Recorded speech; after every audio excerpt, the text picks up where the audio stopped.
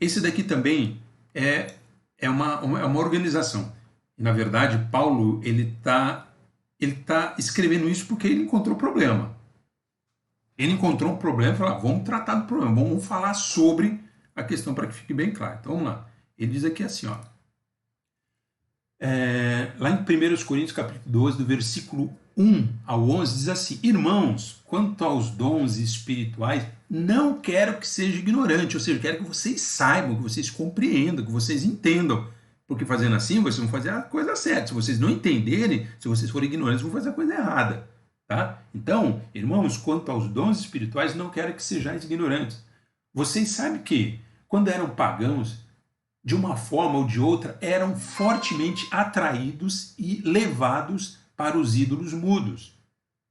Por isso, eu afirmo que ninguém que fala pelo Espírito, pelo Espírito de Deus diz: Jesus seja amaldiçoado. E ninguém pode dizer Jesus é o Senhor a não ser pelo Espírito Santo. Aí ele entra. Há diferentes tipos de dons. São vários dons, mas o Espírito é o mesmo. Há diferentes tipos de ministério, mas o Senhor é o mesmo. Há diferentes formas de atuação, mas é o mesmo Deus que efetua tudo em todos. Cada um, porém, é dada a manifestação do Espírito visando, importante, visando o bem comum, né? O bem próprio, é o bem comum. Então, essa divisão ou esses dons, são ferramentas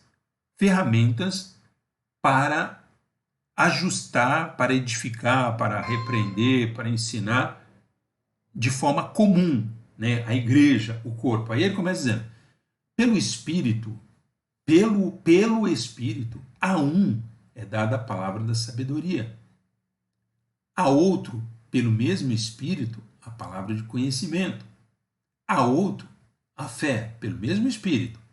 A outro, dons de cura, pelo único Espírito.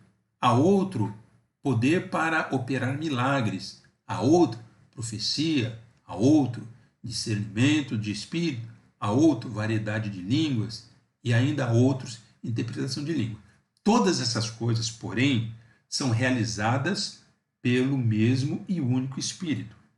E eles as distribuem individualmente, a cada um como ele quer. Né? Aqui, a gente está vendo essa organização, né, que o próprio Espírito ele vai fazer a obra total, é ele que coordena tudo, mas ele distribui individualmente, cada um vai fazer a sua parte. Uma forma de organização. Cada um faz a sua parte. Ok? Então ele está dizendo, e aqui ele não diz o que é melhor, o que é pior. Não. Aqui todos os dons, eles são utilizados para o bem comum, né? E o próprio Espírito é ele quem avalia, é ele quem sabe aonde é melhor essas alocações. Para o Zeca é o dom tal, para o Gilson, para o Francisco, para a Alessandra, para o Fábio, enfim, e aí vai. É ele quem distribui porque ele está cuidando do todo, nós não temos condições de cuidar do todo. Né? Nós como líder a gente tem que saber das nossas limitações. Né? A hora que a gente entrar um pouquinho mais no nosso papel lá, dentro das nossas responsabilidades, a gente vai ver que tem coisas que eu tenho que pedir ajuda, tem coisas que eu tenho que terceirizar, mas a gente vai chegar lá. Tá? O que eu estou querendo mostrar e dizer para vocês é que lá na palavra a gente já percebe, a gente vê que a organização ela se faz necessária porque o próprio Espírito ele organizou. Ele podia de repente deixar tudo lá, todo mundo faz tudo e está tudo bem. Porém, não foi assim que ele fez. Né? Ele organizou e ele nos ensina nessa organização. Vamos continuar no mesmo texto que diz lá, agora do versículo 12 ao versículo 31. A diversidade na unidade. Ora, assim como o corpo é uma unidade, embora tenha muitos membros, e todos os membros, mesmo sendo muitos, formam um só corpo, assim também com respeito a Cristo. Pois em um só corpo todos nós fomos batizados em um único Espírito, quer judeus, quer gregos, quer escravos, quer livres. E a todos nós foi dado o beber de um único Espírito. O corpo não é feito de um só membro, mas de muitos.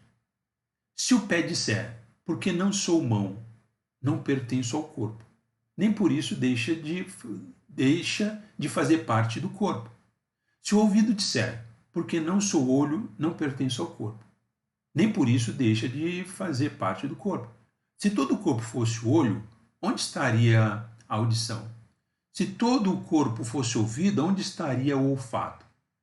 De fato, Deus dispôs cada um dos membros no corpo, segundo a sua vontade.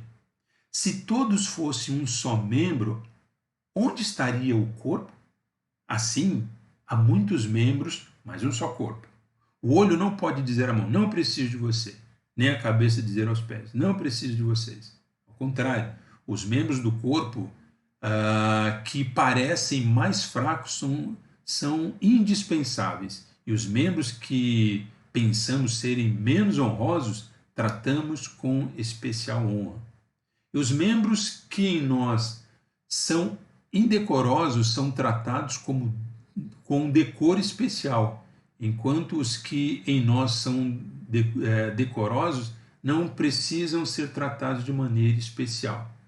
Mas Deus estruturou, isso aqui é o texto que está dizendo, essa tradução está dizendo, mas Deus estruturou o corpo dando maior honra aos membros que dele tinham falta, a fim de que não haja divisão no corpo, mas sim que todos os membros tenham igual cuidado uns pelos outros. Quando um membro sofre, todos os outros sofrem com ele. Quando o membro é honrado, todos os outros se alegram com ele. Ora, vocês são o corpo de Cristo, e cada um de vocês, individualmente, é membro desse corpo.